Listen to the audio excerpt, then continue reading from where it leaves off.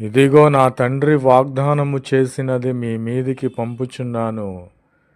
నీకు స్వస్థత రాబోవుచున్నది. నీవు త్వరలోనే విశ్వసించినట్లయితే త్వరలోనే నీవు ఆరోగ్యము కలిగి రోగము నీ నుండి తొలగబోవుచున్నది. కాబట్టి దేవుని వాగ్దానము మన మీదికి రావాలంటే మనము దేవునికి మన హృదయము ఇవ్వాలి.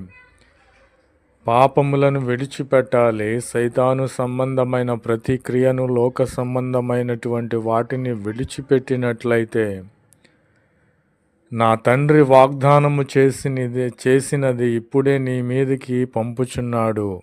ఆమెన్.